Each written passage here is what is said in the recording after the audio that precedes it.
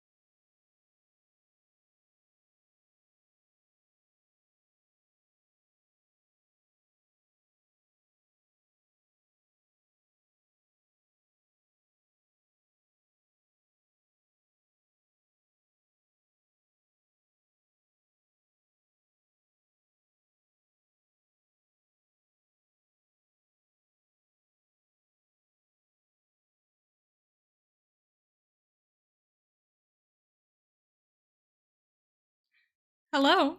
Hi, hello. How's everyone doing today? I have some sips I need to make up, and I have a sub I need to thank. Thank you so much, Al, for subscribing. I got myself some juice, and I'm ready to party. How are we doing today, everybody? Thank you for tuning in nice and early. I know I myself am a little bit late today, but I can't help it. I'm just so excited to watch this birthday stream. How are we? I hope everyone has a wonderful, wonderful Friday, wonderful week. I don't know, I feel like it's been a while since I've seen at least some of you. That was now a fully endorsed Spookyful stream, indeed. I myself and Nino both are the Spookyful people of the season, which is really exciting. I don't know if any of you saw my pictures from this event. I don't know, maybe I could summon them. Hold on, let's see if I'm able to do this. A little bit of effort. I might just share my Discord screen. Where's the channel? Bring it to me. Scroll, scroll, scroll. Find myself. Close this. Alright, beautiful. Okay.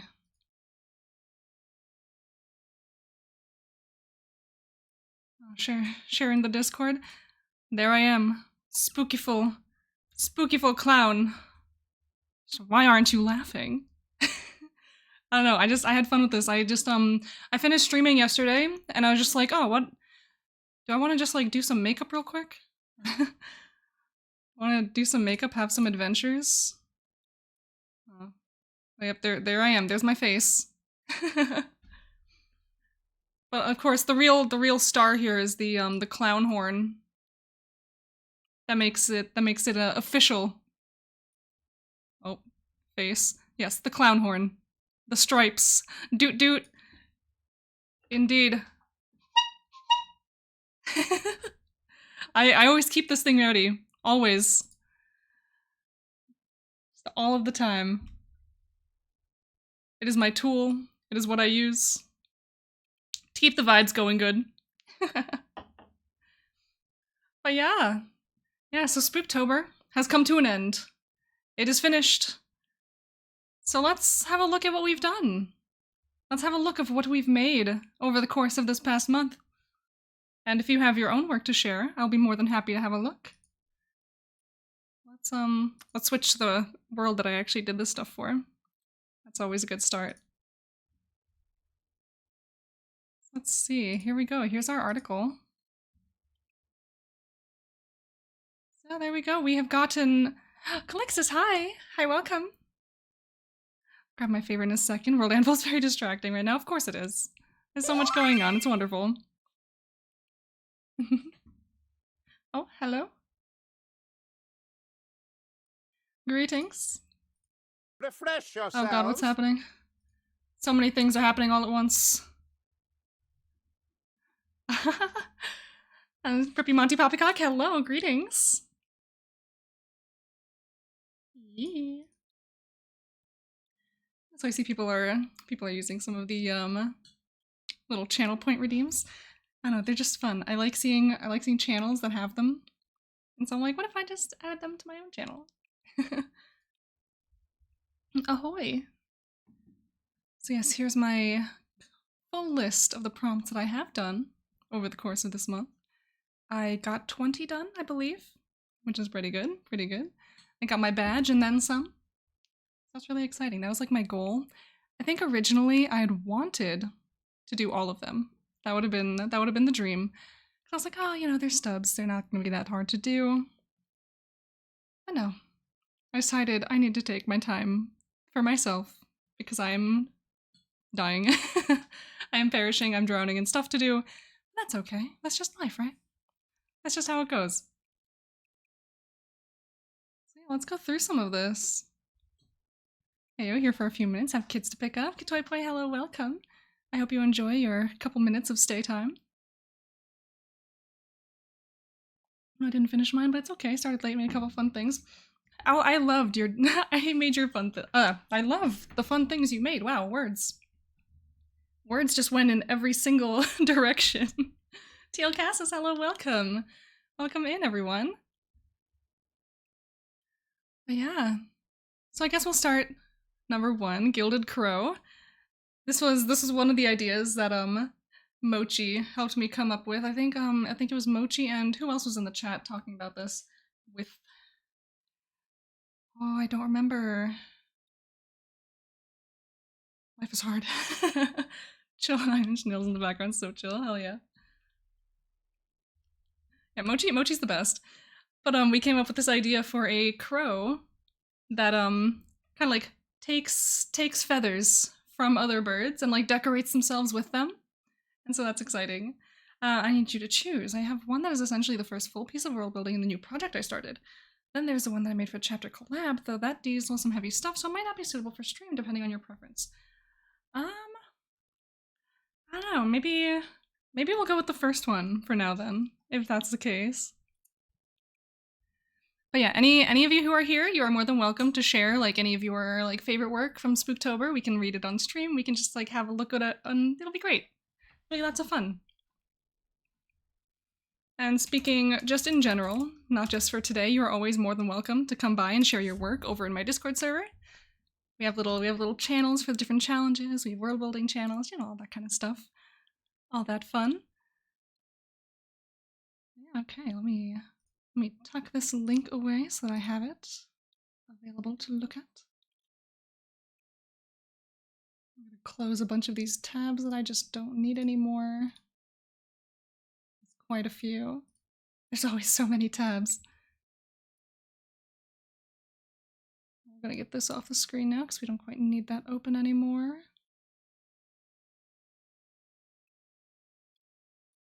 Alright. Tabs have been managed. That's not polished yet. I've not touched the world CSS at all, but it's writing I'm proud of, so here you go. Well, I mean, honestly, I think the writing's the most important part. The CSS can happen later, and CSS always changes, so no worries about that. And especially because, like, it's a new project, too, which is really exciting and really fun. So yeah, you got all the time in the world to decide how you want that to look. But I'm really excited to see how it is going to look, because, I don't know, the entire premise just seems really cool. Very dark and spooky. Yeah, let's just blaze through a couple of these. So for prompt 1, the gilded crow is a bird commonly found in the city of Aurel, named not for its natural plumage, but for the plumage of the gilded pigeon they use to adorn themselves. These are a subspecies of a more widespread species of crow with similar plume-wearing behaviors.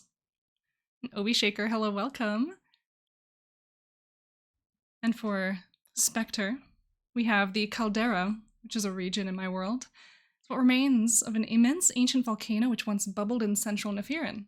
Now dormant, the volcano left behind this titanic structure, now housing abundant life and water. The high cliff faces of the caldera cultivated an ecosystem of interesting creatures rare in other lands. And so this caldera is like a specter of the volcano that once was. And for Heartless, we have the ley line of agitation, which carries the magics of energy and activity throughout Malcora, opposite to the ley line of inertia, which carries passivity and idleness. Wherever this ley line emerges, chaos rules, bringing with it effects such as intense volcanic activity, destructive natural disasters, and shifting lands. And I went through all of my ley lines throughout Spooktober, which is really cool. That's one of those things that, like, I keep mentioning them in articles, but never wrote about them. And so kind of the whole idea behind this challenge for me is just like finding the articles that I need to write and making stubs for them and setting them up so that I have them later. And it's kind of part of my World Ember prep, is just kind of gathering all these things. So now I have, I believe it's 12 articles for my ley lines, in addition to some other things, some other fun things that we can just explore later on. And the prayer ones that I've talked about, I made an article for the goddess that they're like used for, and I've made an article about the plant that they're made with. And so now kind of just like drawing that little bridge between them, we have the prayer ones that are crafted with those for that goddess. Are commonly crafted in the Savellan Northlands from stonegrass lavender stalks, also known as field blues, used in prayer to the goddess Levye. These fragrant wands of lavender are used in rituals of prayer aimed towards crop health and community wellness. And of course, for dry, we have bark moss, which is a mushroom. We can't go through a spooky challenge or any fall-themed challenge without mushrooms. That's my humble opinion. And bark moss is a fungus found in a Brineville forest in the kingdom of Arsavella. These mushrooms have a rich brown color, growing in flat shells from tree trunks. These mushrooms are often dried and powdered for culinary use for their rich flavor. Under Incorporeal, we have the Ley Line of Potency, which is another, of course, one of the ley lines. Unlike other ley lines of Malcora, which carry different forms of magic, the Ley Line of Potency is an amplifying force. Wherever this ley line emerges, other forms of magic are empowered, bolstering their effects and the range of any other emergences found within Potency's influence. So rather than being like its own form of magic, it boosts all the others that are in the area. I think that's pretty fun. Because if we do a little bit of skipping around, we have under Void, the Ley Line of Oblivion, which is its opposite. The Ley Line of Oblivion is a consuming force. Wherever this ley line emerges, other forms of magic are snuffed out, leaving a magical void behind. This ley line is rumored to be the cause of the Nameless Age.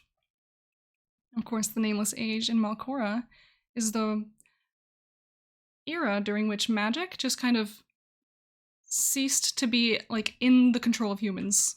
Like it escaped their hands, it went rampant, everything kind of fell to shit, not gonna lie.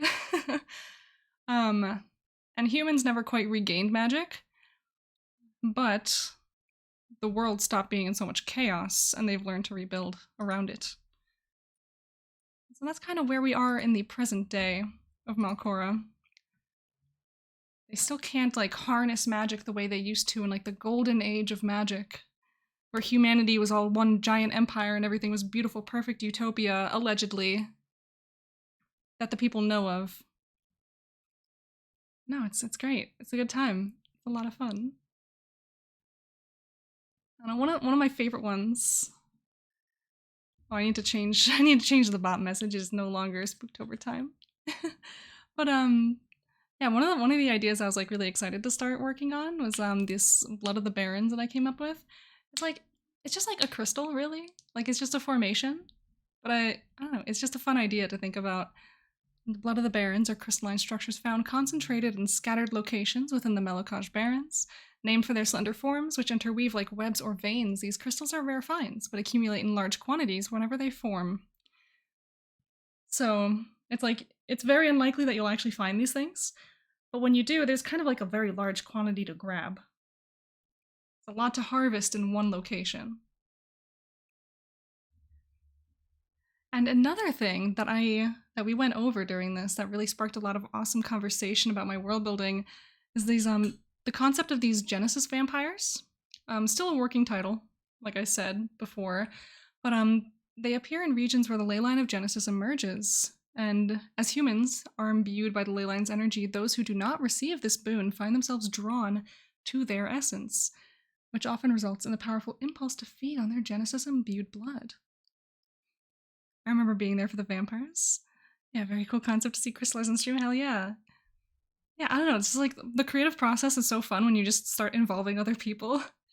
Even like just for the chatter, just for the banter, because like these random questions that people ask you because they want to know more, it's like, huh, I didn't think about that yet. And now you're thinking about it, so you're like, this is a good point. Maybe I should incorporate this and that thing. And then someone asks a new question, you're like, oh, wait a minute. I don't know, it drives the creative process in a really fun way. After that, Leyline of Genesis, what that does is it carries the magics of life and vitality, opposite to Leyline of Atrophy, which carries death and decay. So these are like your life and death magics. And wherever the ley line emerges, life surges, resulting in effects ranging from rapid overgrowth to mass proliferation and an abundance of megafauna. So wherever this one exists, life is abundant, sometimes overabundant. And this can have positives, and this can have a lot of negatives too. So, you know, it's always a good time. Makes me want to start streaming world building stuff as well. Hell yeah, I would so recommend it if you're the type to just like enjoy coming out here and just like talking to people about whatever you're doing. Streaming is great for that. So it's a lot of fun. You just talk about your favorite things, do your favorite things, and then the people who also like doing your favorite things with you just kind of show up and hang out with you, and it's really cool. It's really nice, and I appreciate it all the time. Cryptic. Yes, so my little cryptids of the season. The Sandshifter is a creature of myth known only from travelers recounting strange sightings in the Melokaj Barrens and their exodus from the desiccated sands. Often described as humanoid creatures with horrific insectoid features, most who hear the tales of Sandshifters brush them off as mirages. So this is like people seeing Bigfoot in their travels through the woods, you know?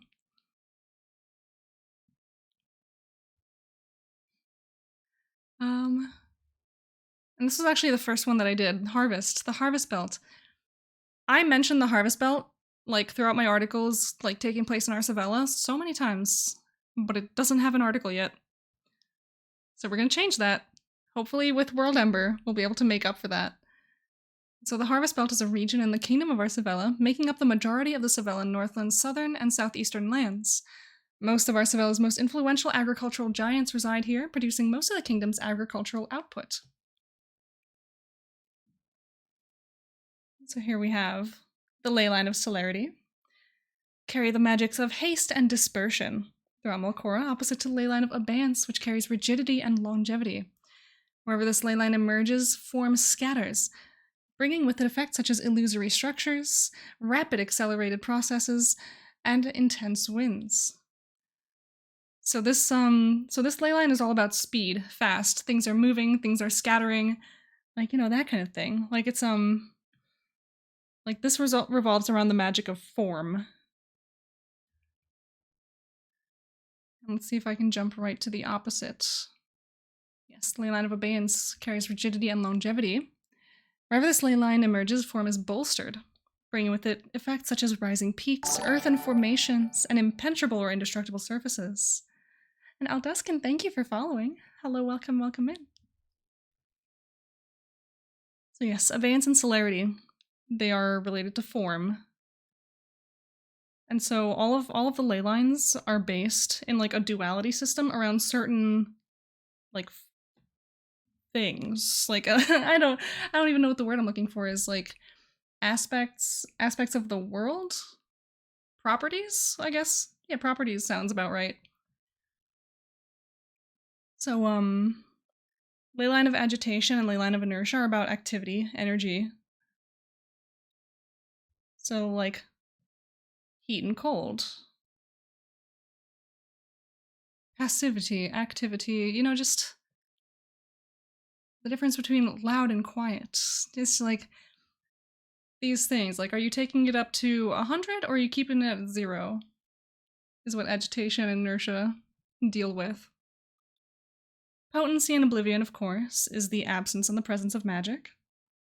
Makes sense. Genesis and atrophy, life and death. Pretty simple. Let's see, celerity and abeyance is form. It's how strong something is. Whether or not you can touch it. Is it like a incorporeal form or is it like a solid structure? You know, things like that. And so we have the ley line of obscurity and the ley line of revelation, which conveniently are in the same line here. That's really cool. And so these deal with vision, with sight, with your ability to perceive. I'll say perception is the proper word. And so the ley line of revelation carries the magics of light and vision through Melkora, opposite to ley line of obscurity, which carries shadow and secrecy. So however the ley line of revelation emerges, perception clears, bringing with it effects such as the absence of shadow, sun-bleached lands, and the inability to deceive. In the ley line of obscurity, wherever this ley line emerges, shadow cloaks the land, resulting in effects such as abnormal darkness, obscured truths, and deceptive landscapes. So it's all about illusions, really. So in any land affected by the ley line of obscurity, illusions will be common. It'll be very, very common for you to be in a place, and the reality of that place will be very different from what you see. And in contrast, revelation, it's all about clearing up these things. Like, what you see is what is there. You can't really trick anyone with, like, tricks of the eye if the land is affected by the ley line of revelation. Although there are different ways for it to emerge. There are different ways for every ley line to affect the land. Maybe you can trick people by sight, but maybe not with your words. Maybe not with sounds, maybe not with sensation, anything. It doesn't just have to be eyesight. Yeah, so let's see. I think that's it. I think that's all of them. Yeah, so of course, with Mochi being such a good influence, we have another species here called the stalagmite urchin, the species of hedgehog, found scuttling around the stones in the deep caves beneath Arsavella. Because they live in depths where the sunlight does not reach, these creatures are often pale and blind, but many display light sensitivity when exposed to a light source. And, of course, one more species, the Northlands catfish, is a fish found in the lake surrounding Stone Island in the Savellan Northlands. They are a rare catch, but a favorite food among some Northlands families. Rumors have spread of catfish of enormous size lurking in these waters, which can swallow grown humans. Yeah, and I'm wondering if there's any non-ley line here that I missed? No, I think that's actually all of them. I've just gone through all of my Spooktober activities, all of my adventures. Now let's look at some of yours. Once again, feel free to share. If you would like for me to read them on stream, you are more than welcome to say so. If you just want to share a link, just to share a link, maybe people can click on it, that's also fine. Just make sure you let us know. But yes, here we go. Burning Lord of Thresh. Now, is it Thresh or is it Thresh? I guess we'll see. Yes, this article from Nino Dawnlord. I do remember reading this. But we're gonna go through this again. Don't ask me, how would I know? That's fair. That's so fair.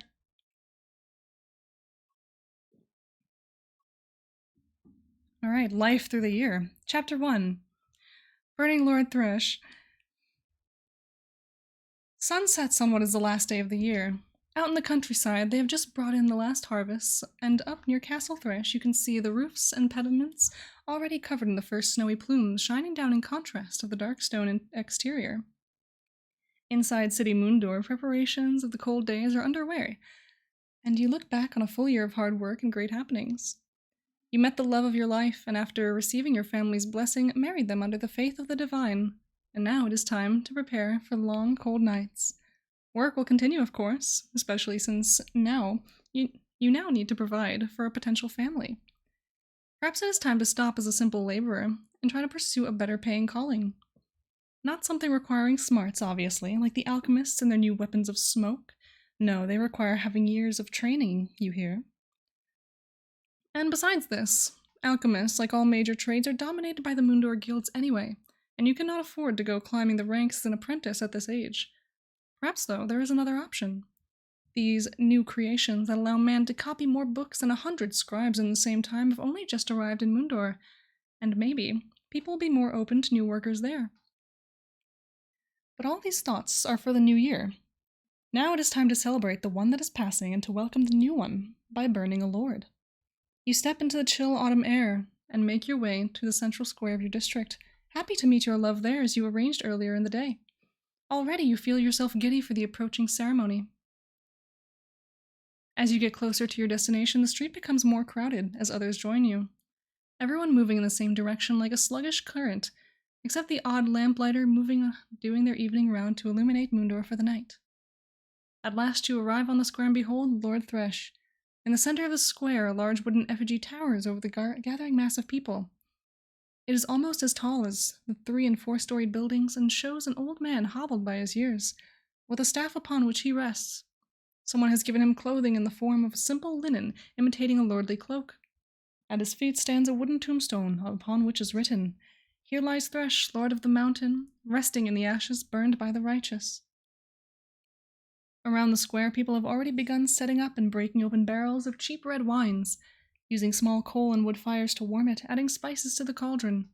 Excited to warm your bones after a day out in the cold, you make your way over to one and hand the seller a small pittance charged for the beverage. The quality of the drink will reflect its price, but you mostly care about the warmth. Dipping the 2 cups you brought with you into the cauldron, you step away from the fire and scan the crowd. Then you see your love and move towards him with a smile. Arriving, you hand one of the cups over in toast before sipping on the wine. A warm feeling runs down your throat and fills your belly with a cozy buzz. You notice a nearby woman staring at you and your love. You and your love with a snide look of disapproval and confusion. But right now, you only care about being right here, right now, with your love. Over at the pyre, they are beginning preparations, as you pull your love close, turning towards Lord Thresh. You ponder the festivities and your love's insistence that you attend it. Normally you are the one who is more religious, which is saying something. Your love basically had to be dragged across the doorway when you wed them last year, but perhaps burning Lord Thresh holds a special place in their heart. As you watch on, 3 honored citizens of the district carry torches to the pyre. Putting them to Lord Thresh's feet, you feel your eyes momentarily drawn to the sky, looking eastward. There, beyond the city limits, you spy the mountains rising, and almost at the summit, the snow-covered roofs of Threshold shine in the pale moonlight. When you look back, the effigy is ablaze. Your love melts into your arms with an excited giggle, watching on. Around you, citizens start humming familiar melodies, and eventually people sing the words belonging to them, until the masses form an entire choir of happy voices. The sweet hot draft and intoxicating smell on their breath. You can't help but feel excited. A new year is at the doorstep, and especially now, it feels like you are crossing over into a new chapter of your life. So yeah. Sorry for the tongue twisters. Oh, no worries. So it's just reading is hard sometimes, and so I'm just like squinting at my screen like I know how to read, I promise. So yeah, this is really cool. Like it poses a lot of questions, it does. Especially like that note about like how your love is so excited to be there. Even though like, I'm the more religious one. Why? It's like, why is she so excited about this? She barely wanted to get married in this church. Make the new font bigger when I get to CSS. Yeah, I mean, it's not really about the font, it's just about my brain being really good at reading. Stormbarrel, hello! Welcome, welcome. I'm glad that question's come up. That's exactly what I intended. Heck yes. Yeah, so I think that came through pretty well. And I want to know, why is this lady staring at you two? Who is this lady? Why is she staring? Is she not part of this? Is she not here to watch too? Or is this something character specific? Is it something just with the whole situation? Are they going to encounter some problems with this lady? I don't know, let's see. We have another one. Pick Heavy tells a story with 13 prompts. It'll become a video in the future. Ooh, let's have a little peep. Well, that's not the window I wanted to open that in. I want to go here. Ooh. Here we go, Spooktober 2023. Evennacht. I have to say, like, the entire aesthetic here is really cool. I'm a big fan of this.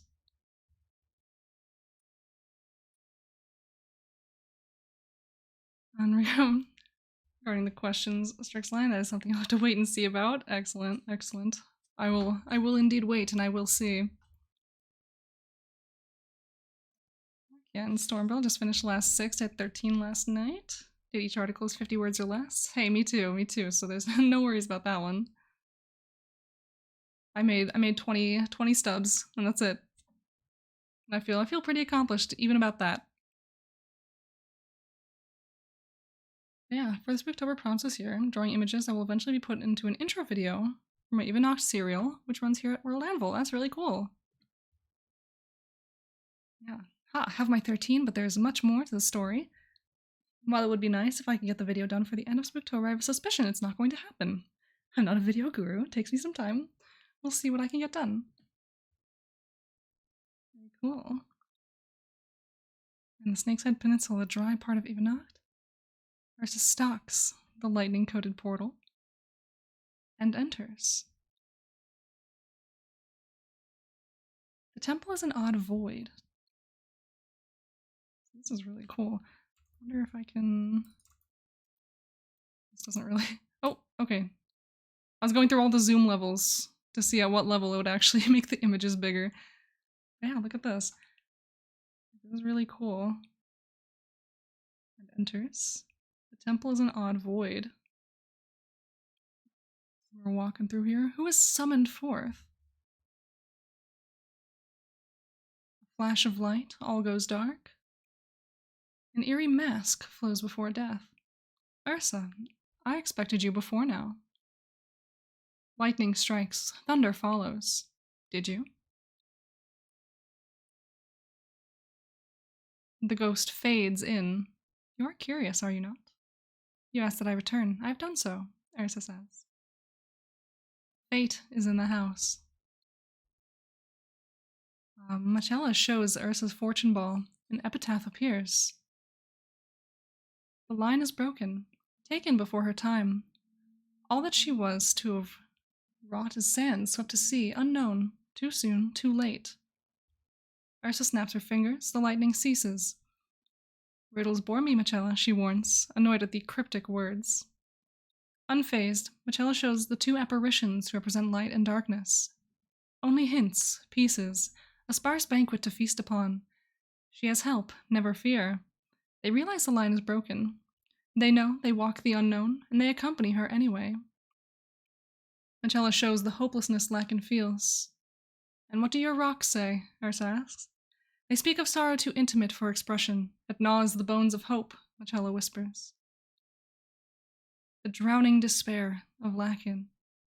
He believes salvation is empty, a chasm of undetermined end. He sees only repetition, not realizing the events do not rhyme. And that's that. That is so sick. I love this article. Let's set the zoom back to normal. Yeah, this is awesome. The artwork is all really cool. And I love the storyline that's happening here.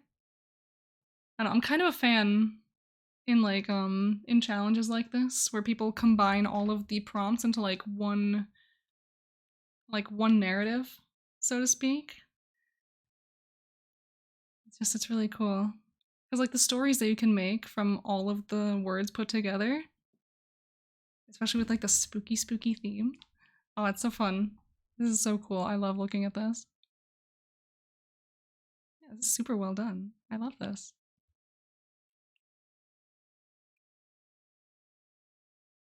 So yeah. If there's anything else anyone would like to share during stream, you're more than welcome to do so. In the meantime, I think we should find some stuff to work on.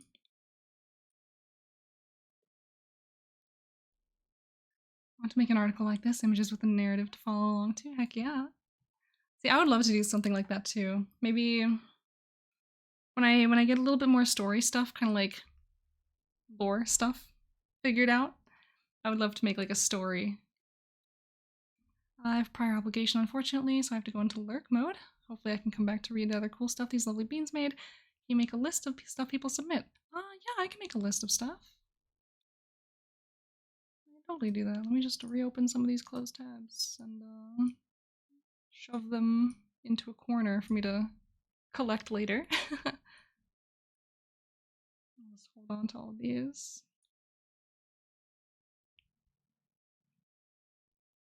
Yeah, enjoy your lurk. Future chapter stuff I may do that for. Ooh, heck yeah.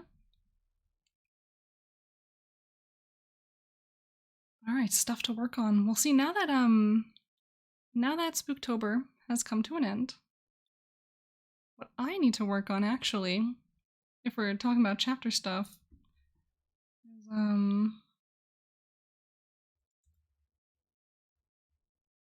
chapter collab. I have an article that I'm currently working on for that. And I can share a very small snippet of a spooky species I made. Ooh, gimme. Gimme. I wanna see. The tang eels! Wait, I love that. These eels are social communal animals living in groups of up to 50 in slow-moving fresh water. They tend to stay in the shadows and cooperatively hunt large land-based fauna by thrashing, twisting, and tangling around their legs whenever an unsuspecting beast wanders into the water. Oh, they're so spooky. They sound so devious. I really love what you've done with your snippets and what they look like. It's so clean. This entire page is just beautiful. So we'll take that and add it to our little list of things that have been shared today.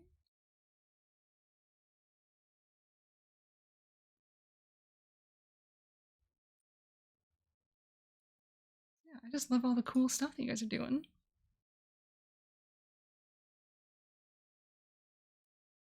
Okay. So let me see if we can introduce this article that we're working on. I actually don't remember how much I've actually gotten done. I love the format so much. I don't know if I'll be able to convince myself to expand these stubs. I mean, I think the solution there is just for every stub that you expand, you just make 5 more. I think that's the solution. Yeah, okay. Yeah, perfect. Exactly. There we go. Solution found. But yeah, so I'm working on this article for Lacan Fast One Faceton. And this is for the cross-chapter like little prompt exchange collaboration that we did.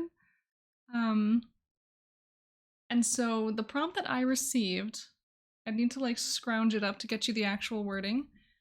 Um it's for like a thief or a villain or someone with like really really huge kind of like cartoonish ambitions. The comparison that was being drawn constantly since I got this prompt is like, who is the Doofenshmirtz of this world? And while I don't know that I necessarily have like a Doofenshmirtz of Malcora, I do have a lot of people here who may have very very high ambitions, and so I have this young thief residing within Mirestead, I think. Yes, Lacan Faceton is a youth hailing from a village known as Mirestead in the kingdom of Arsavella. And I just have to actually write about him. But I did write this like little intro tale from a Mirestead guard reporting on past events about him. Pulling a fast one, yeah. And there was not a single night that year in the village where residents could sleep soundly with their doors unlocked. That is, unless they cared not for how quickly their belongings would disappear into the night. Never mind the fact they would return one day, it was still troublesome. For a while, we thought the cause to be wild animals sneaking inside. When the thefts became too regular, we thought bandits to be the cause. It wasn't until I caught him quite literally by the ankles as he attempted his getaway that we discovered it was young Lacan all along. He never really stopped, but he's moved on from the village. One of these days, I know he'll go too far. So it's a little foreshadowing, perhaps. Maybe he's getting his trying to get his fingers on something a little too big for him to bite into. So we just need to decide what exactly makes his ambitions quite so large, quite so grand. Why is he a little problem? No, I'm gonna have to grab the actual prompt, so at the very least, so I can just make myself a little note on there that says like, oh, this article was made for this and this prompt. So let's dig through the channels and see if I can scrounge it up.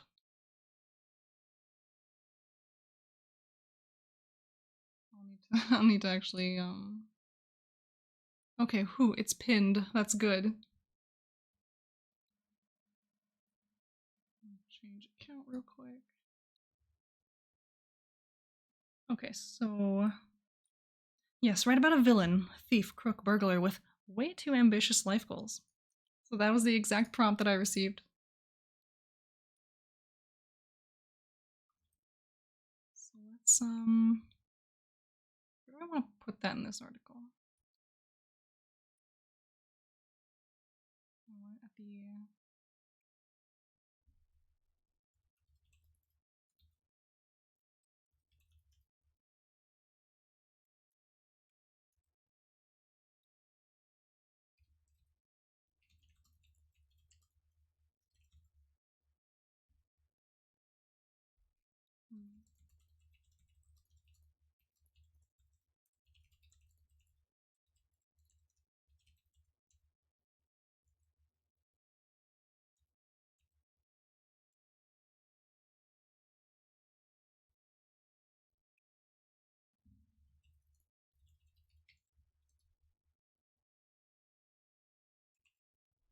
Alright.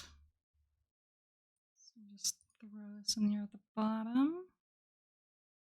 I don't know, I feel like I want to make like a special container for writing down like, oh, this was written for a prompt, or like this and this other thing. But we'll get there. We'll get there. One day. I almost feel like I'm a little inspired by Baldur's Gate 3 on this one, like with this particular character. I'm reminded of the little kid that stole the druid idol in like the very beginning of the game. Like I have to imagine that this kid is like out there trying to steal just outlandishly wild stuff, like from the city, like the city, the capital. And that's like what he's working his way up to. So you just see this like this dastardly little child out here trying to do like Mission Impossible stunts to steal like important religious artifacts from within the castle. And somehow it works. Somehow. Sometimes. It'll work until it doesn't.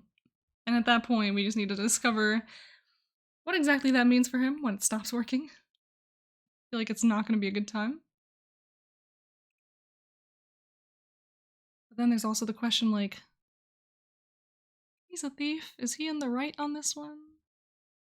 I don't know about this. No, let's see.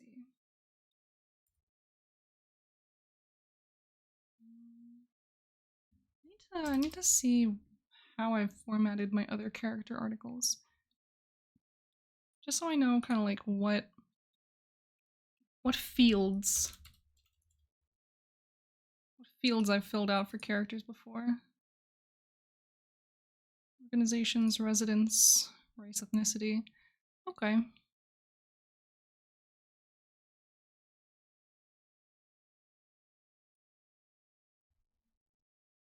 Cool.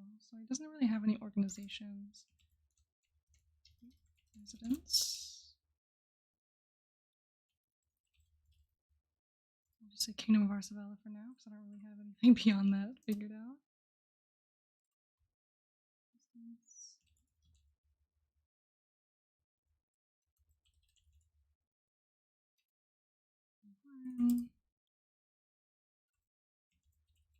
City.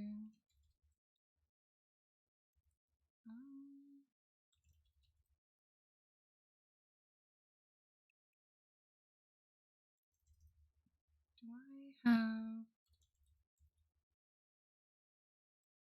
Let's say use a Beltstetter. That makes sense, because that's like where he lived, approximately.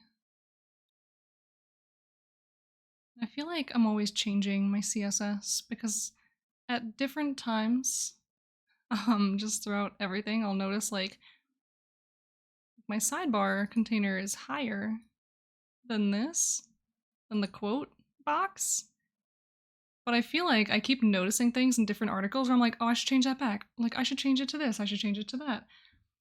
And so I'll always just come back to different articles and be like, huh, I should change this CSS.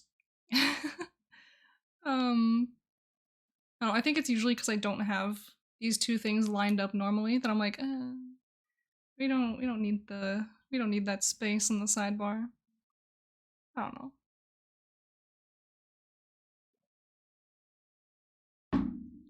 It's like even in this article, like the box for my sidebar is like all the way down here. Like I have an image, I have a snippet, like, you know, all these different things. So it ceases to matter once I actually put some content in. But imagine making content. It's pretty nuts if you ask me.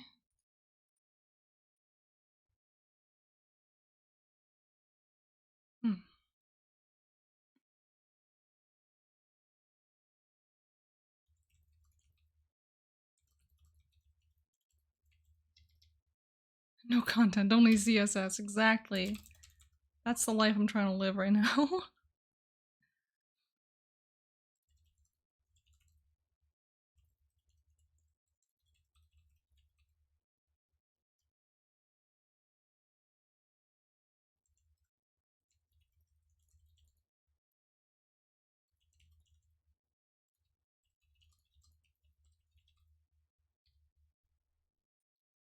think that might be a little bit too long.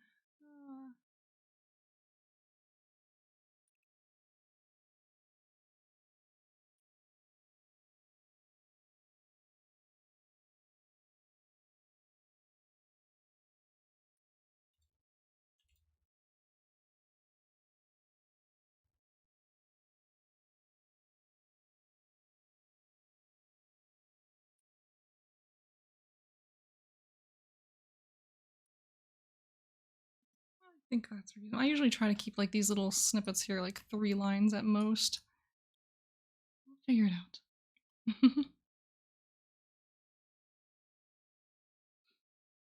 Takes me a while to land on a good look for my world, so I need them to capture the feel of my books. But if the direction of the book changes, the world needs to too. Yeah, I feel like that's a really hard thing to balance. Like, because the very nature of the world that I'm trying to build right now is that most everything in this world is like transient. It's changing, it's shifting. So I'm still like it's been years since I've started this world, but like I'm still in the stages of like figuring out where our starting point is. Like where we are, where we're beginning, what the baseline of the world is.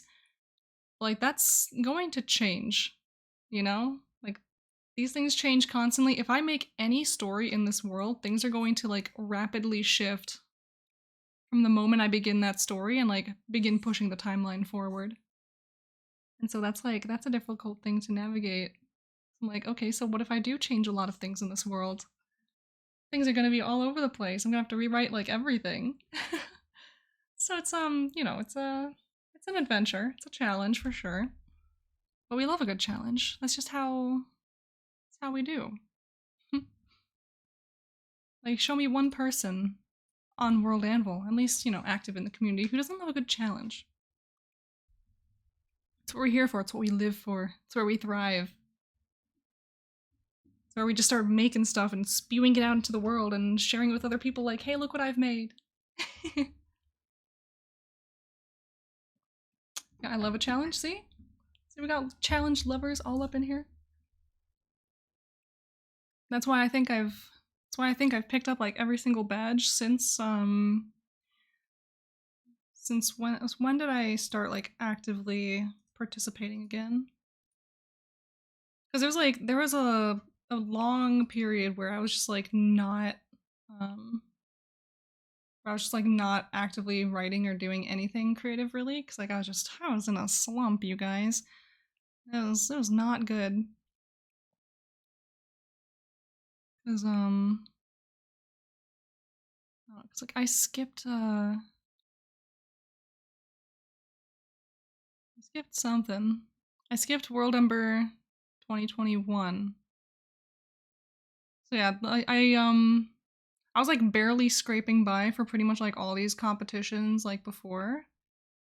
And then Summer Camp 2022 is when I was like, I'm coming back, baby. I'm in it. I'm in it to be here and do stuff. And so ever since that summer camp, I've just been out here doing everything pretty much. Like my participation badge before that year's reading challenge was 2020, the Conlang challenge. That's like all I did before that. But from there, I've done like every single challenge since then, on the shoulders of giants. Spooktober, New Year's resolution, World Ember. I mean, Bestiary February, Adventure April, Greatest of Readers, Summer Camp as well. I don't know, I really enjoy participating in these challenges. It's just a lot of fun, and I get like, I'm not like necessarily badge motivated so much as I am like, competitions give me an excuse to devote a healthy dose of time into the articles that I normally tell myself I don't have time for. Because like you put like a challenge in front of me, I'm like, huh, this is big, this is important. This can take priority over some of the other things in my life that are like keeping me too busy to work on stuff that I want to do. So I grab all the things that I want to work on, and I see, okay, which of these fits this challenge? So I can devote my time into it and like publish it and make it a thing. And that is what drives me in most challenges, is like, oh, I have time to do this. I can make this thing happen. I can fit it into my schedule.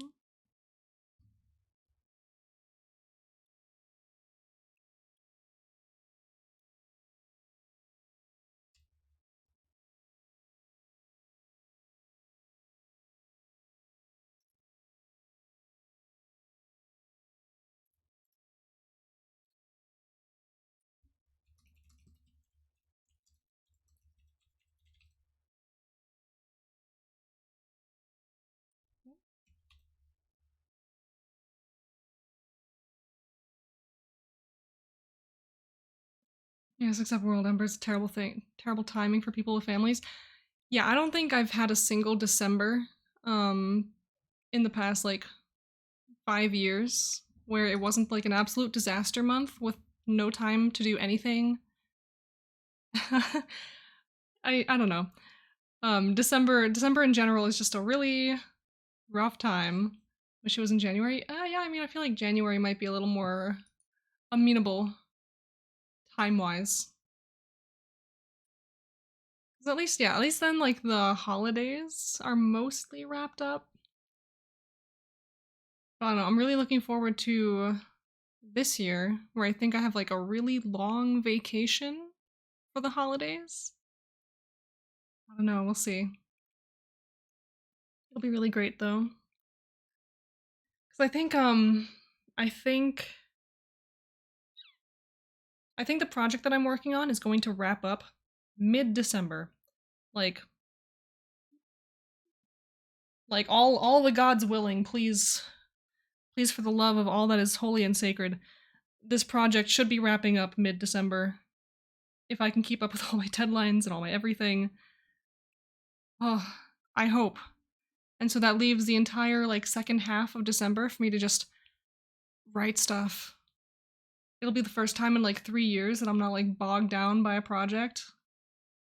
Because after this one, I'm not taking another project for a very long time. Not unless it's something I personally really, really want to do.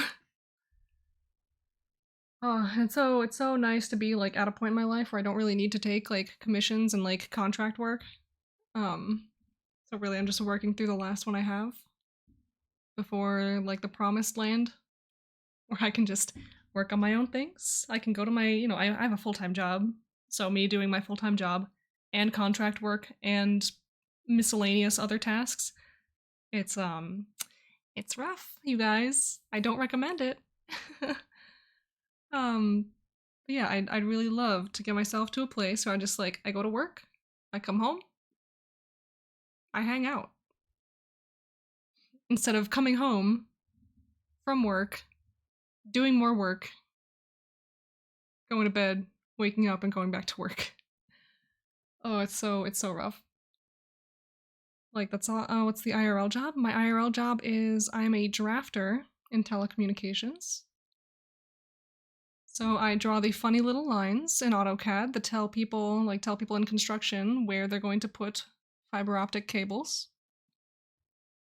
And more specifically, my job at this point is quality control. So I check over other people's drafts. So it's a good time. It requires a lot of focus and a lot of energy, which I currently don't have because I'm working all the time. So that's the dream. If I can just get all this extra work done as soon as possible, I can just focus on that, and I can focus on my own thing, rather than focusing on that, my own thing, and 6 other things all at once. Make sure they didn't get it messed up. Exactly. Because I don't know, I feel like we're always on fire. Rules are constantly being changed, so I have to be like on my tippy toes to make sure that new rule changes are reflected in work that people already did. So sometimes I just get a job and I'm like, okay, this isn't your fault. This rule has changed. Go fix it. Like, go change this entire thing. Go rework this entire job pretty much. And like, it sucks, but eek. Eek. Things are just always on fire, and that's okay.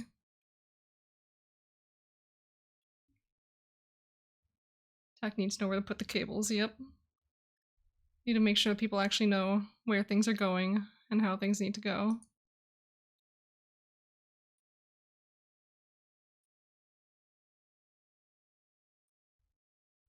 I hired line to decorate my house. I'm not an interior designer. We'll say that straight up.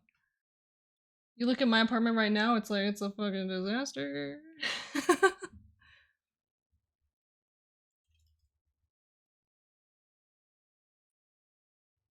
I do not recommend hiring me as your interior designer. I'll rearrange stuff you already have. I do that all the time. I rearrange all of my furniture like once a month. Because I just can't not do that. I have a friend who's an electrician. You don't want him to be creative. Oh, goodness. But yeah, no, it's great because I actually really enjoy my job. Like, I like genuinely, I like my job. And my job is like chill enough in just the way that they run. So I'm like, yay, things are chill. Yeah, because the way things work at my job is you know, like we are a subcontractor for other companies. So other companies are making decisions about how they want the work to be done. And they sometimes just go so like flip-flop on the way that they want things. So unfortunately what that means is that it falls on like us, the lowly workers, to keep up with what they want. And like not even our management has anything to do with that. It's just the nature of the biz, I guess. Like we send them something, they're like, okay, great, cool, we like this. We just want you to do it like this from now on instead. If they never changed, we wouldn't have jobs. That's true. That's true. Yeah, so everything's on fire constantly due to conflicting visions and lack of structure. Yeah. Yeah. I don't know, like my entire objective with my job lately is trying to like add structure to this in a way that we can accommodate a lack of structure from the outside forces that tell us what to do. So yeah, it's a little rough one. But we persevere. Oh, whoops, I hit the wrong button in the wrong spot. Wish the changes were for good and useful reasons. I mean, I'm sure the changes to our work are for good and useful reasons. That's just for them to decide what those good and useful reasons are. We just make the things happen. We just make it work, make it real. So all these different companies, they want different things.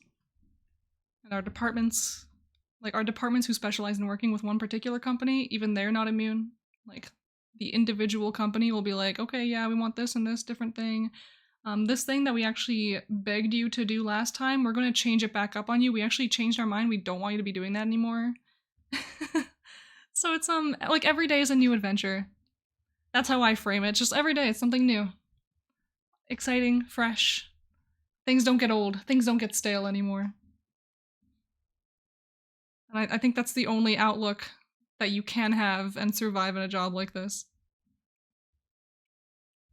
It's like oh man, I've met so many people that get like angry that the rules have changed on them and now they need to redo the work. And like, I get it. You don't want to redo the thing that you just spent all your time doing. But I figure I just show up to do what I need to do for the day and then go home. If they're going to be changing the rules on us 6,000 times, it's on them if the work is late. I'm just here to make the silly little drawings. If they want them sooner, they can stop changing the rules, and we will have their work done sooner. I show up, I do my little busy bee activities, and I go home. If I have to redo work later, that's fine. I came here to work anyway. I'm being terrorized by one singular fruit fly today. And it is ruining my life. You know, otherwise you stress too much, yeah. Like you can't take it personally. That's what it is. Like if you get revisions sent back that's saying there's been a rule change and you need to fix something, you can't take it personally.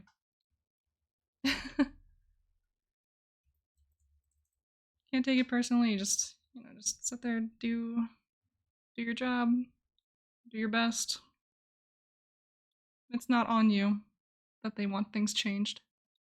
And what do you mean? You need to have things on time, even if we decide to change everything 5 minutes before the deadline. Listen, they try to do that. Sometimes they try to pull that.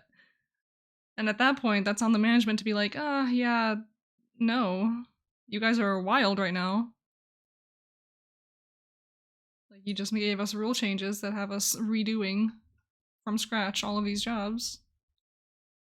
And all the paperwork and everything else. Like, I don't know what you're expecting here, bud. So you thought this would be like an end of day kind of thing? No. No, no.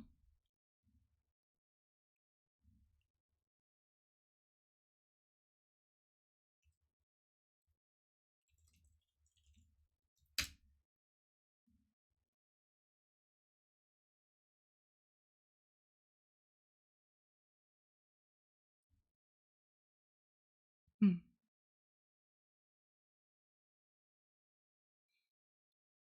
Yeah, I really need to think about what I actually want to write for this character. 'Cause I don't know. I don't know about you guys, but making characters for my world has never been my strongest suit. It's just not a thing I do very much.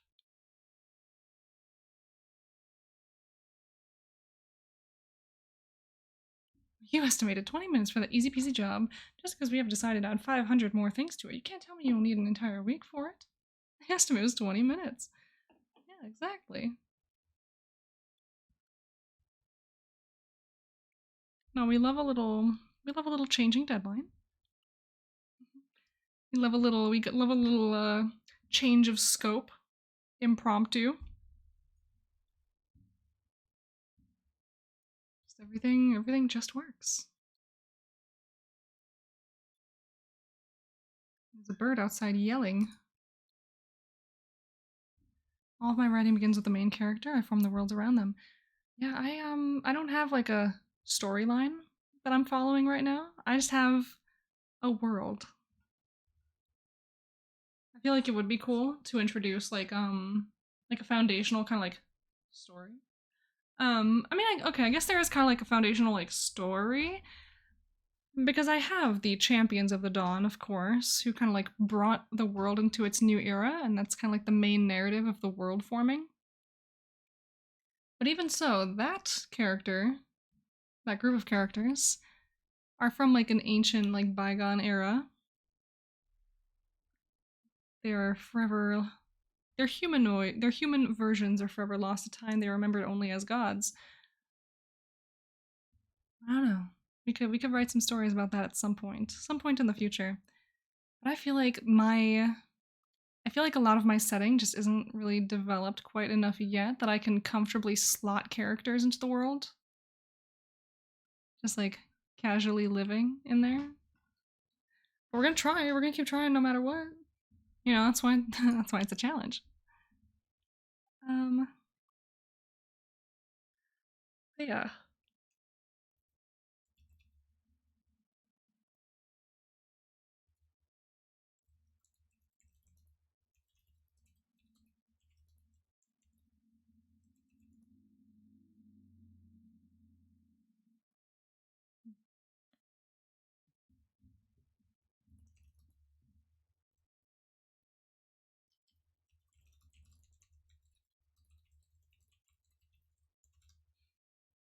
You know, Khan always had eyes too big for his pockets.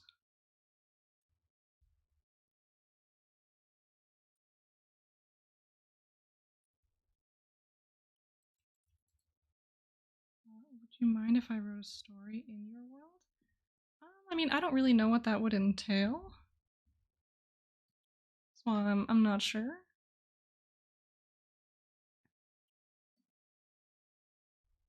I don't know if I'm at that point yet, where the world is just open to anyone writing stories.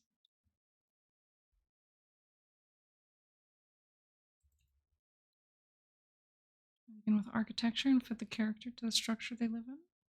It's a nice approach.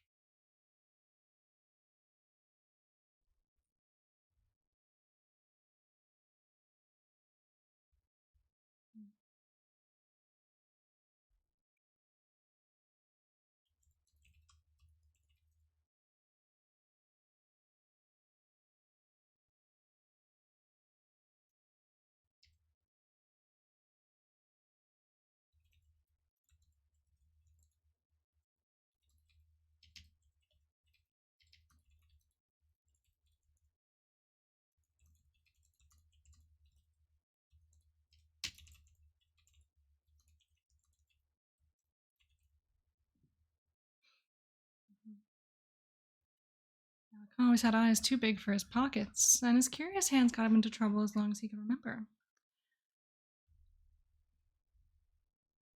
solution to this is not to curb his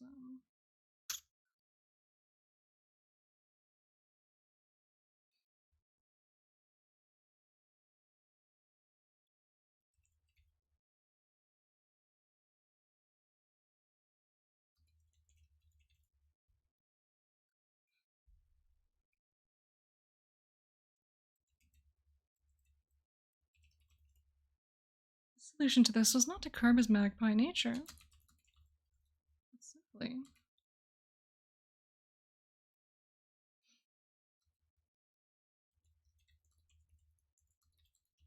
simply to become harder to catch.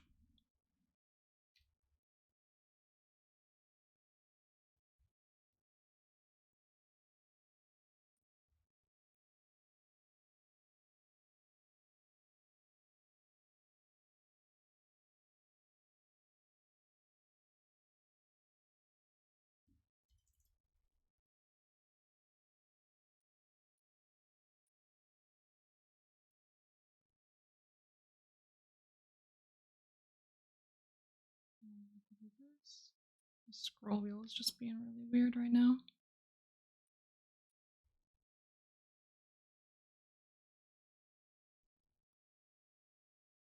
So I'm curious right now. We talked a lot about Spooktober, of course, because it just ended today. What are you guys working on now? Like, what are your goals now that Spooktober is over? I know we're like 2-3 days away from World Ember Prep Month, which I'm very excited for. Because after all, and we do have a brand new GIF in the World Anvil server, of course. World Ember is coming.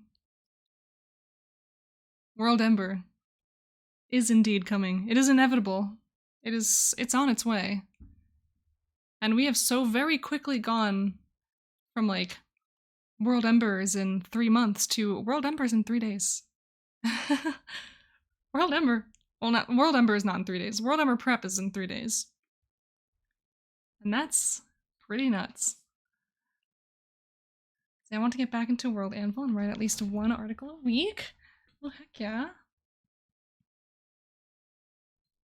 I'm busy with new job in NaNoWriMo. Heck yeah. Yeah, NaNoWriMo's like not my scene really, so I've never participated. But I think in the future, like in the future, I'd start to write stories. That'd be a nice little goal. If I can start writing some. I'm not sure if I'd go for a full novel, but I do want to do some kind of story, something.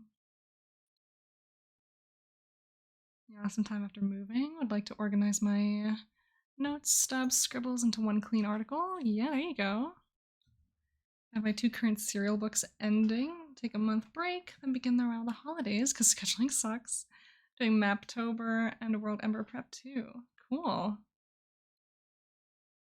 Yeah, we'll have to see if World Anvil is running like a Mapvember event this year. I think last year was the first time that they actually like ran an event on World Anvil for Mapvember. So we'll have to see if they do it again this year. But I think I would like to do something for it. Like I'd love to make something happen during World Ember Prep Month, having to do with maps and things. My thought right now, just me thinking about something. Since I made all these stubs and things for my ley lines, I would love to like put together a proper like ley line map. Like where do these ley lines primarily run through this like section of the world, so to speak? I think that'd be a lot of fun. Because I feel like they would definitely run in like similar location. Well, not similar. I don't know what the word I'm looking for is. A lot of them would run next to each other, but not all of them would like emerge in the same places. But they have the potential to.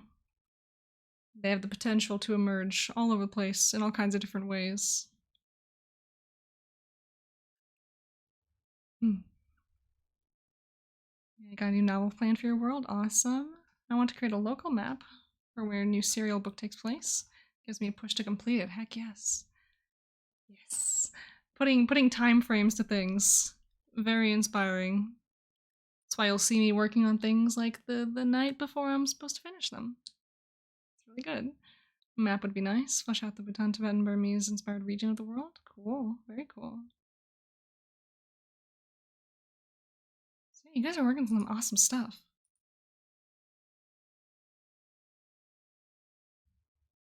I do good enough to support a story, but nothing like the gorgeous things some of our Anvilites create. Yeah, I mean, some people on World Anvil make some just outrageously awesome things. It's so cool to see. I don't know. I think more important than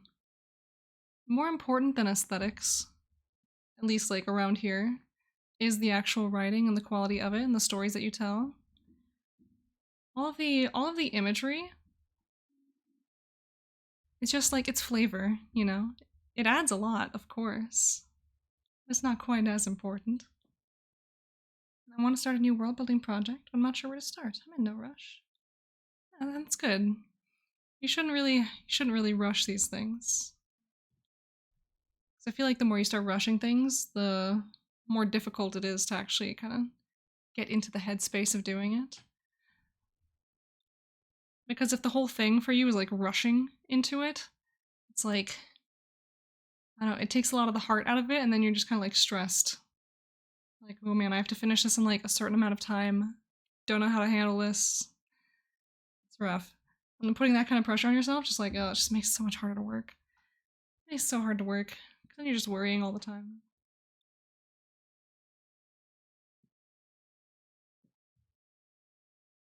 Having my little sips.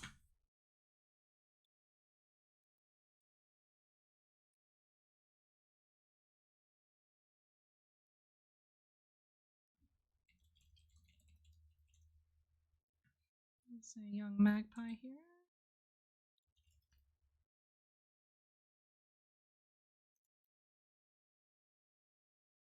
Alright, now make that aiming higher.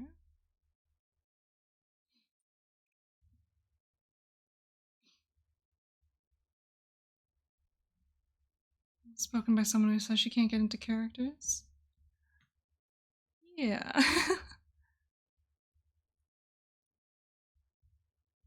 I can get there a little bit. I don't think I said anything that contradicts that, really. I'm just talking about how I think the writing in world building is more important than the imagery.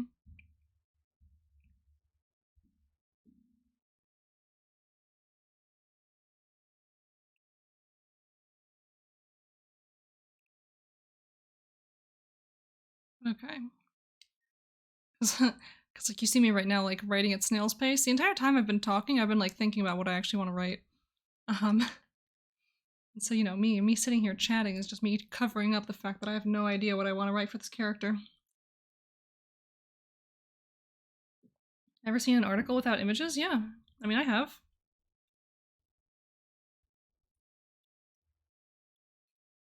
I think ooh, let me see if I can summon up someone's articles real quick. I need to know where to actually search for this. So I'll see if I can pull up a couple people. I know who I'm looking for, I just don't know how I want to search for it. Oh,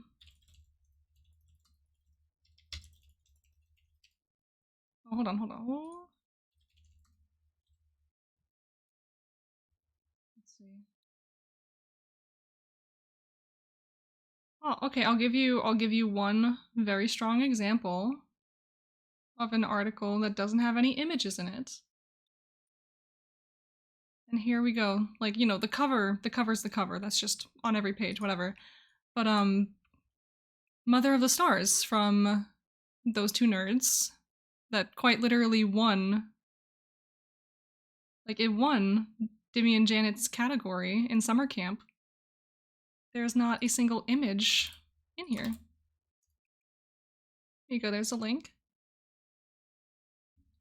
no images. Only like really only headings and just interesting ways that the article is broken up. That's pretty cool. So, you know, like you can absolutely make articles interesting and cool and compelling without having like pictures, without having illustrations, without having things. I know I want to see if I can find someone.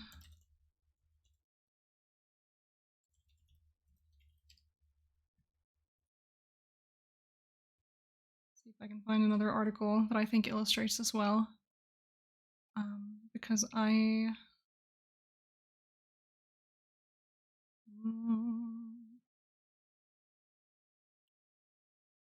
there's a specific like set of articles I'm trying to look for.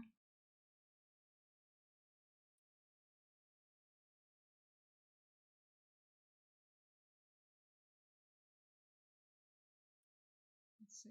Is it this one? Okay, yes, perfect. So another little feature I'd like to make in the in the realm of not having like photos, images. Well, you know, this is the header, so is this one from Amelie. And so Amelie does this awesome thing with like the containers and things where like she'll put in the icons, and those are really cool. Those like you can use those for free. They're from like Font Awesome and the like. Just have little icons and little blurbs and things, and just laying out your information like so. You know, no images, no pictures. Yeah, I think like much more compelling than images is layout, in my opinion. Really nicely laid out information is way more important to me than seeing a picture in an article. Like, I don't think articles need to have pictures at all, as long as the information you're looking at is laid out in a nice way that's like cool and interesting to read.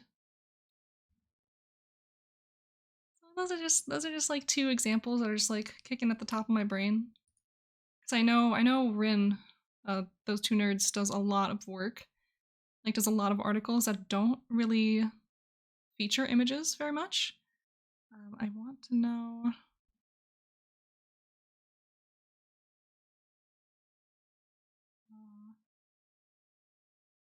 I'm trying to think if this was Leviathan. Okay, yeah, this is actually the article I think I was looking for. Yeah, see this one as well doesn't really feature any pictures.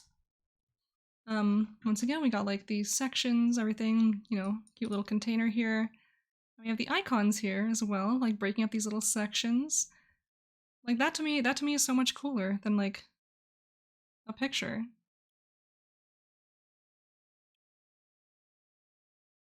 Like I think the only time art really adds to an article is if that art was like created for that article and like is actually created, like is not just AI. I don't know, like like the longer time goes on, like I'm just less impressed by AI. So I don't know. I'm kind of reaching the point where I'm like, I think I'm going to start reworking my articles to focus more on layout, and I'm going to be just like dumping any AI imagery that I have sitting around in my world. So you know, those are some changes you'll probably see soon. Yeah, focusing more on stuff like this. This is really great. So I'll just close some of these.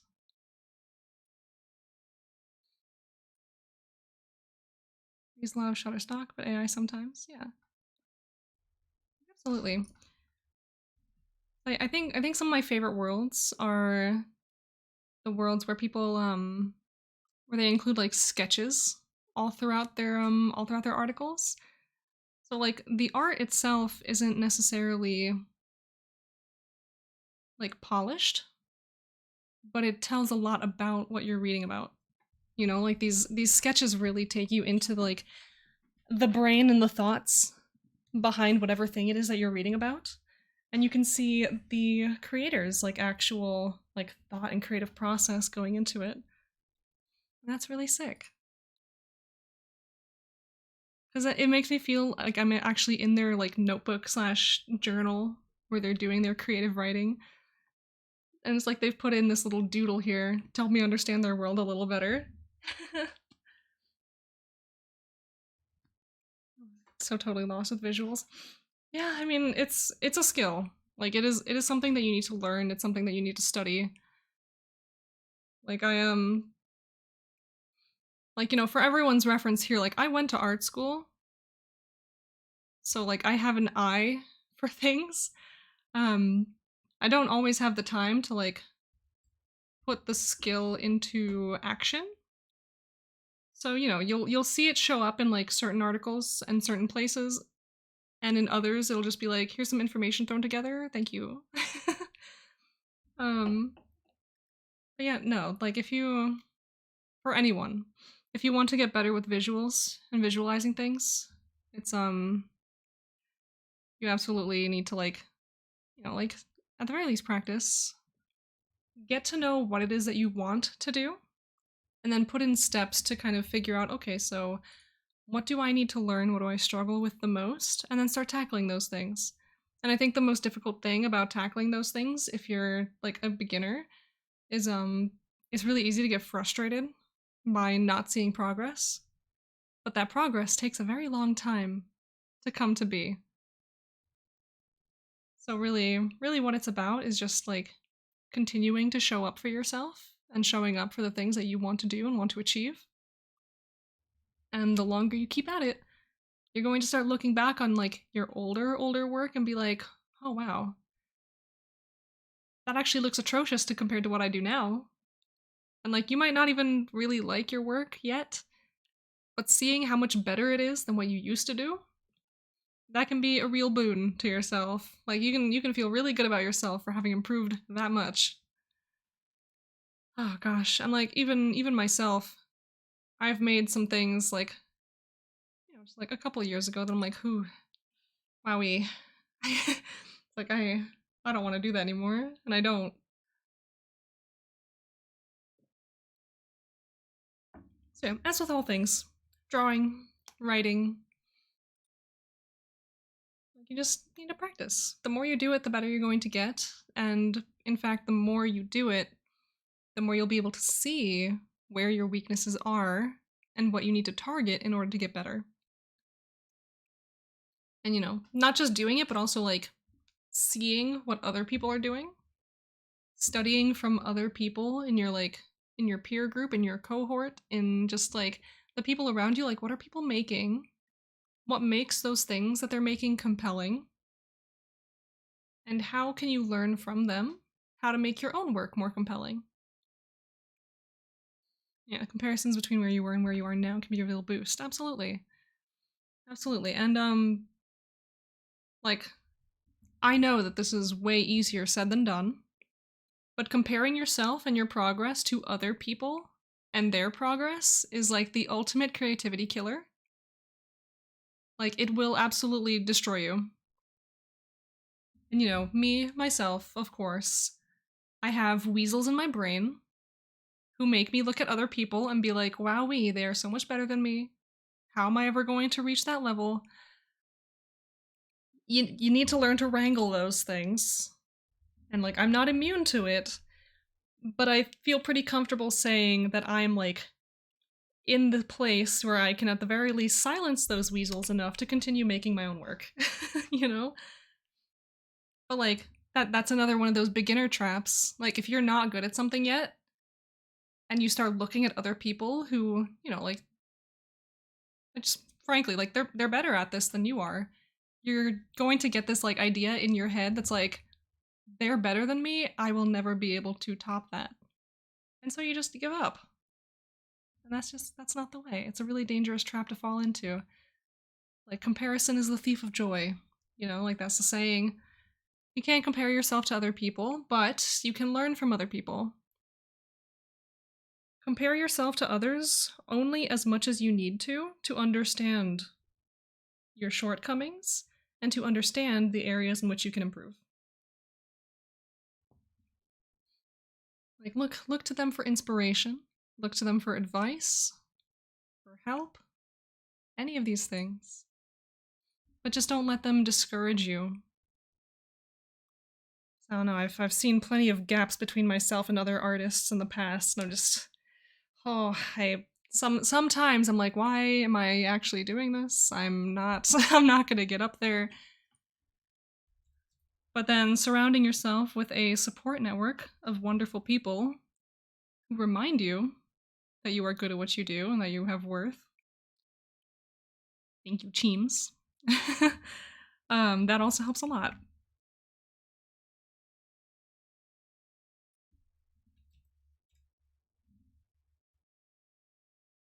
So there's like a whole system of learning to improve yourself. Yeah, the more you try to do, the harder it is to convince your brain. But, you know.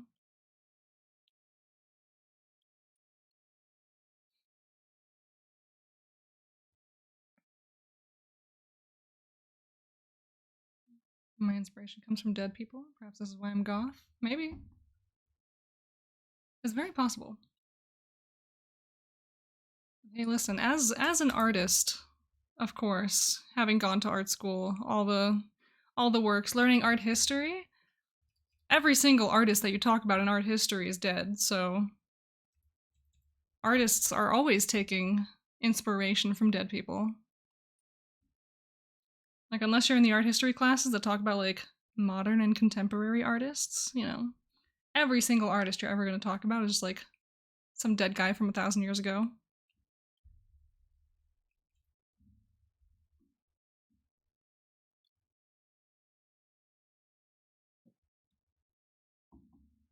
Yeah, so it's a good time.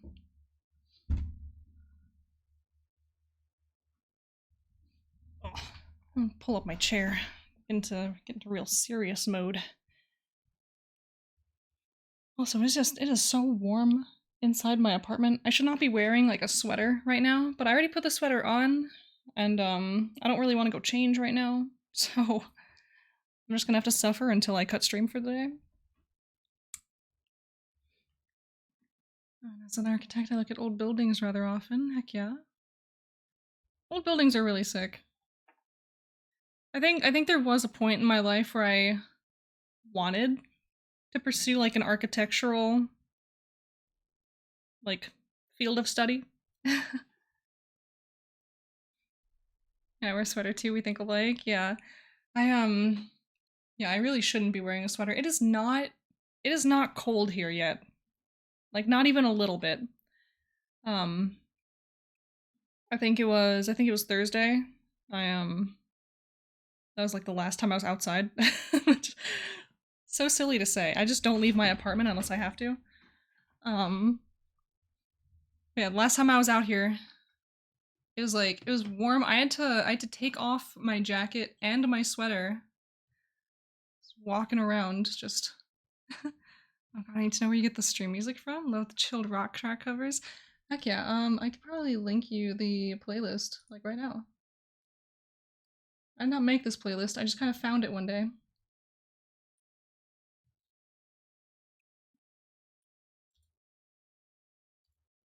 There you go, Spotify playlist. For those interested in the lo-fi 90s grunge, emo, and pop punk is what is what it's called. Perfect. Yes, exactly. Heck yeah. But yeah, it's concerning because I don't know. I last week, you know, I took my car for inspection. I also got my tires changed.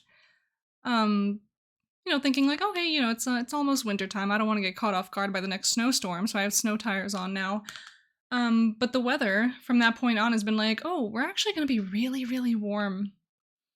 Like, you're not gonna see snow for another like 2 months at least. We're like, okay, that's good. Thank you.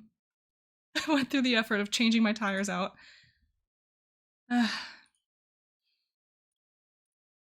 Be driving on dry road wearing out my snow tires for no reason for the next 2 months. Life is hard.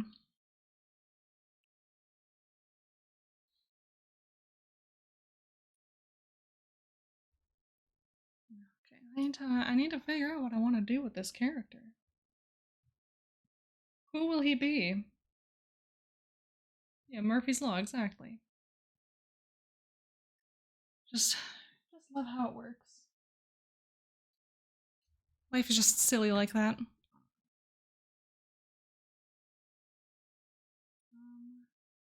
Okay, so I need to actually put something in here. What header?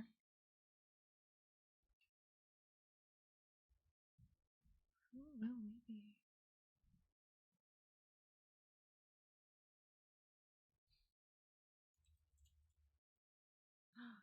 Wait. Okay. So hear me out, everyone. I have like a super, super old article in Malcora about a myth.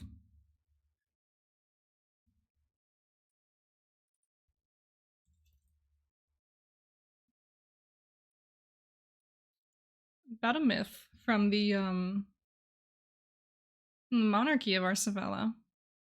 Called It Was the Sneak. I wrote this like 10,000 years ago. Yeah, it was for Summer Camp 2020. I'll need to rewrite this, of course. But it is about a myth commonly told among Boharan children in northeastern Nefirin about an entity known as the Sneak. The myth claims that when the long-lost items of children suddenly reappear, it is the Sneak who brings them back.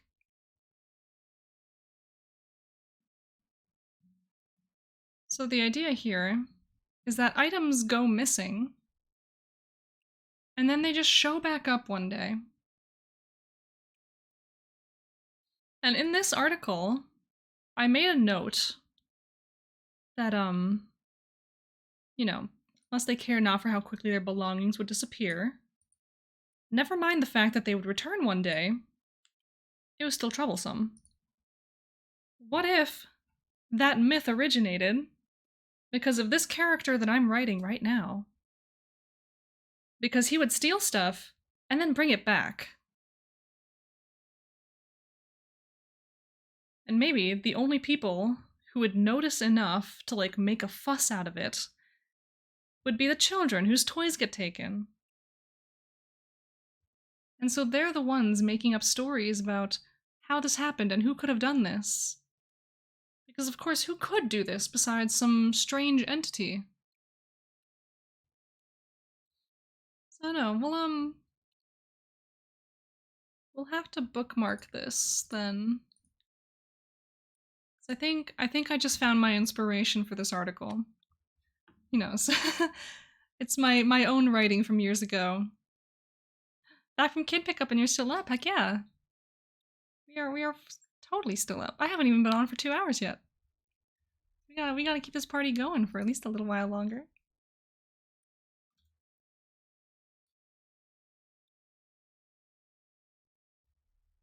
I'm just gonna pop that into our little, it's the author's note. Oh, I need to change what article blocks look like in the author's note.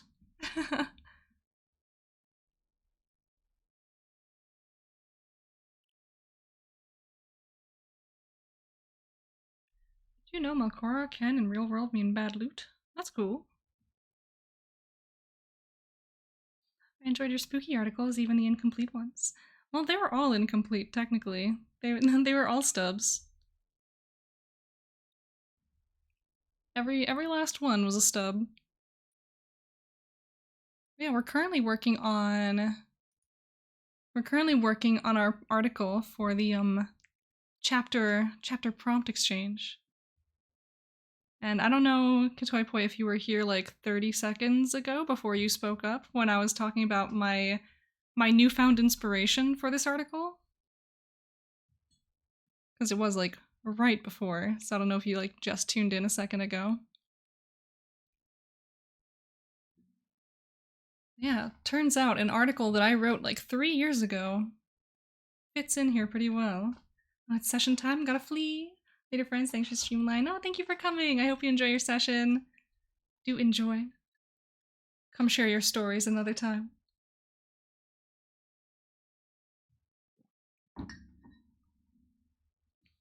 It's so fun hearing from all you guys. They're like, heading off to sessions or you're coming back from sessions whenever you tune into the stream. Like, ah, people are out here playing games, living the life I could dream of.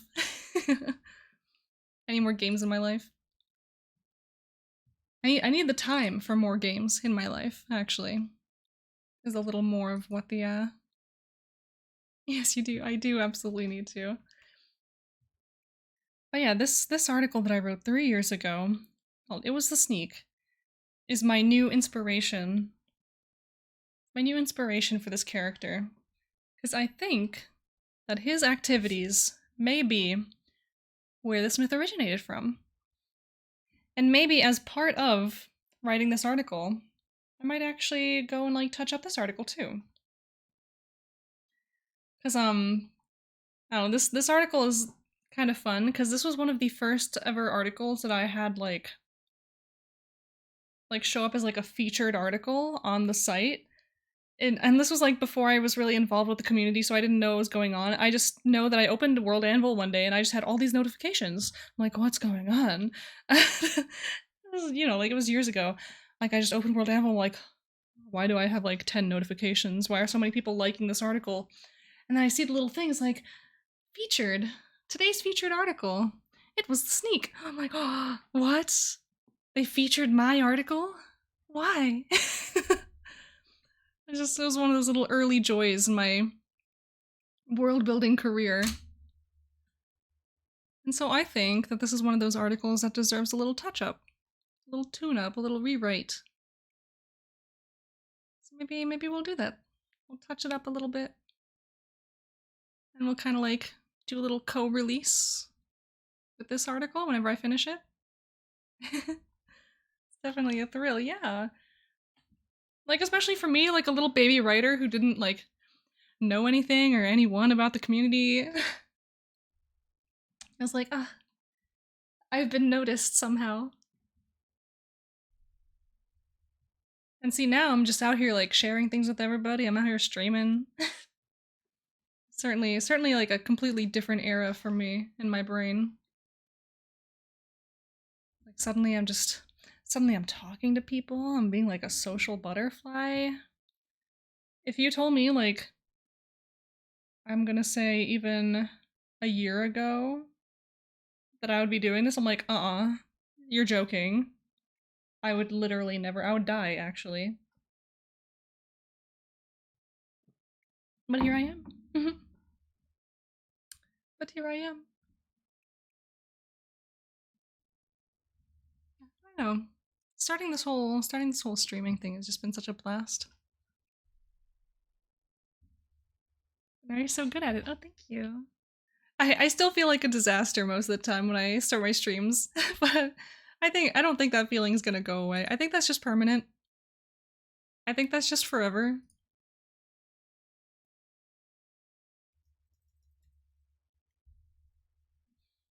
Yeah,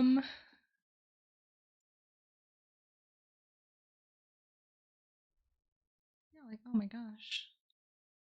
Like one of the things I did notice actually just now, like just a second ago, is that I never turned my birds on today. I didn't have my little stream avatars turned on. I'll just have to stifle that forever. It's just an is. Yeah. Well, let's see if I can launch this. So I think it'll show up just smack dab middle of my screen.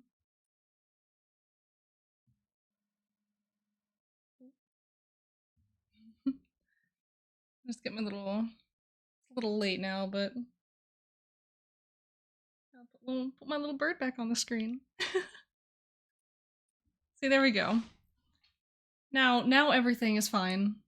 Now I have my little guy on the screen. Everything is all right in the world. Got my little sushi pigeon. And life is all better.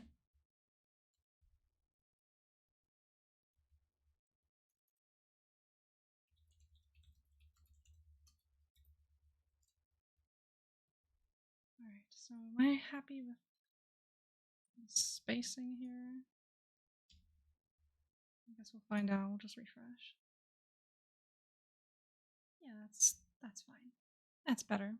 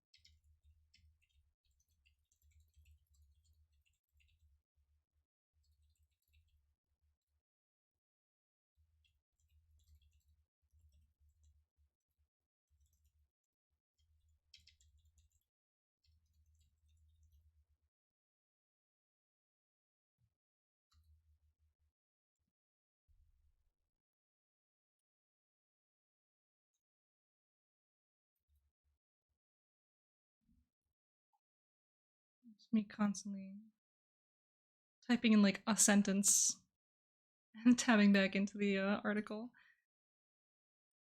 I make like one little change and I'm like, oh, refresh, see what's happening, see what's new, see if the article looks okay.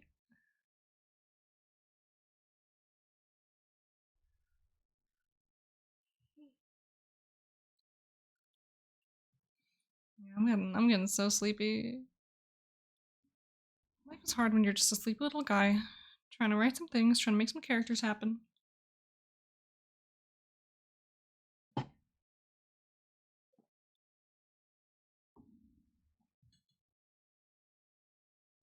Yes. For years, the village of Mirestad found itself the target of nighttime home invasions, with none able to identify the culprit. Items would go missing, but no violence or damage was ever reported.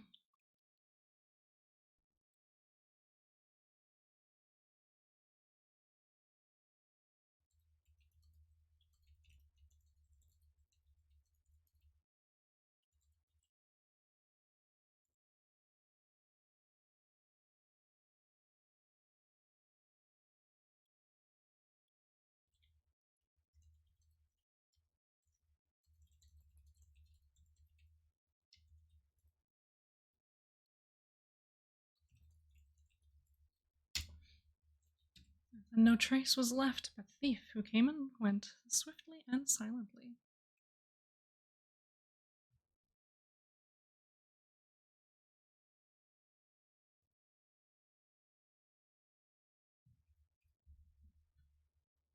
So kind. And we're gonna do it again. We're gonna come here and refresh.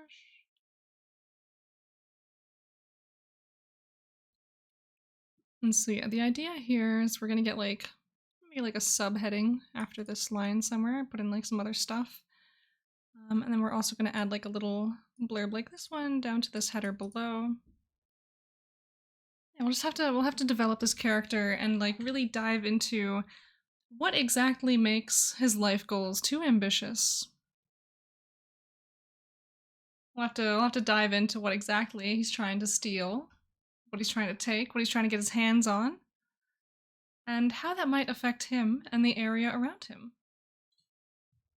I think it'll be fun. It'll be really fun to explore.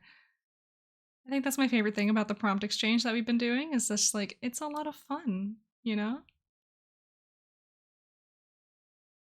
So I'm just really excited to make stuff. I think this is like one of the first articles that I've made that wasn't for like a challenge, like on the site. But no, it'll be great, I think. So I have a couple articles that I'm working on that I kind of want to do just, you know, on my own time. This is one of those. So we have Lacan Faceton. This is him, this is his name. He's a little young magpie from Arsavella. And I believe he has his sights set on the capital.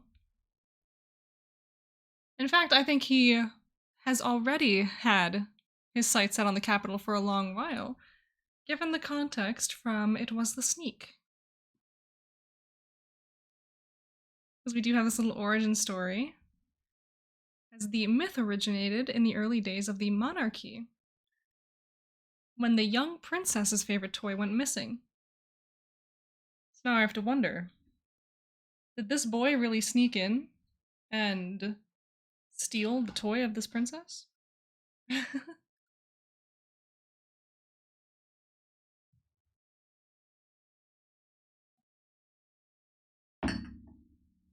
we'll have to see based on the timeline. I need to decide how old this character is that I'm currently writing. Because in order for him to have been like the culprit on this one, he'd have to be pretty old at this point. Maybe not pretty old, but like not a child anymore by any means. So I'd have to do a little bit of timeline shifting, because at minimum he'd have to be like 30. At minimum. Because the princess would have already grown up at this point. She's also not really alive anymore. I don't know, it's I mean, I don't know, having outgrown her toy, she could be like 10. It could have been a toddler toy. So we'll see. I don't know. Undead princess or just dead? She's just dead. Just dead. But yeah, cuz she's the princess of the monarchy that was just like completely executed and removed from our Savella. So she's not really alive anymore. But back when she was the reason that this myth started, because her toy went missing and then came back later. And then her mother made it a relic of the monarchy. Poor dead royal families, yeah. It always happens. Who knew it was so dangerous to be a royal family in a fantasy world? Certainly not I.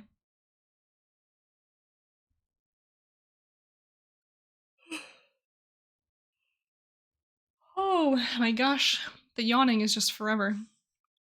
It's eternal. It simply won't quit. You know, if that's the case, like I can feel myself sitting here, like my eyes are like squinting. I'm like, I feel like I should go take a nap. Like I feel like that is the wave right now. Everybody knew? Oh gosh, I guess everybody knew. But no, let's see. Yeah, I think this may be, in fact, the end of today's stream, because I'm sitting here, like, look at me, I'm sitting here, like, dying right now. Thank you, everybody, for coming by and hanging out with me today. Let's take care of Lion. I will try my best. I will try my absolute best. You guys have seen me taking my little sips. I picked up the empty cup. You guys have seen me taking my little sips all during my stream today. I am hydrating to the best of my ability. And yes, I do have 2 mugs on my desk because I finished Refresh one. yourselves. Oh, thank you. Sippy time. Ah, yummy. I say yummy, it's just water, but, you know, I think water's delicious. But alright. So now the real question is, where do I send you off to? Where would you like to go? Who's doing stuff right now? And where can we go? Water is best drink. I think water is fantastic. I think it's really great, actually. So you know what? Okay. I have picked a person. But, you know, I'll do my little ending spiel. Thank you everyone for joining me today. This is a lovely little Spooktober roundup. I hope everyone had as much fun during this event as I did. I made my 20 whole stubs for the event, so I have 20 new things that I can write about during World Ember. You know, assuming I don't come up with any more ideas along the way. That's really cool. That's really exciting. For those who weren't here yesterday, I have my fantastic update on Wizard Kissin' Quest, in which we did in fact kiss the wizard. Look at us go! We actually did it. So that's our main quest complete. I guess all that's left now is to actually play the rest of the game. So yeah, we have that to look forward to. We should be doing that next Friday, and we should be doing another one of these little casual sit-down world-building sessions next Saturday. So 2 p.m. for both of those. This is a good song for today, for the end of Spooktober. But yeah, thank you everybody for joining me today. I look forward to seeing you next week for more Baldur's Gate, and next week for... Gosh, I think next week is already going to be World Ember Prep, right? Yeah, it's already gonna be November. So exciting. So yes, we're gonna be raiding out into Queen Clover. This is another member of Team Creature Feature, little stream team. Is this my little... Yes, so if you want to check out Team Creature Feature, that includes me and many other wonderful creators here on this Twitch platform. I highly recommend it. Queen is currently playing some Splatoon 3, so I hope you enjoy that. And I'm going to go off and take a little nap, I think. And go take a little nap because I have a lot of work to get done tonight. Ooh. So everyone, of course, grab your sippies, go world build, have a wonderful, wonderful rest of your day, and I'll see you again soon. Goodbye.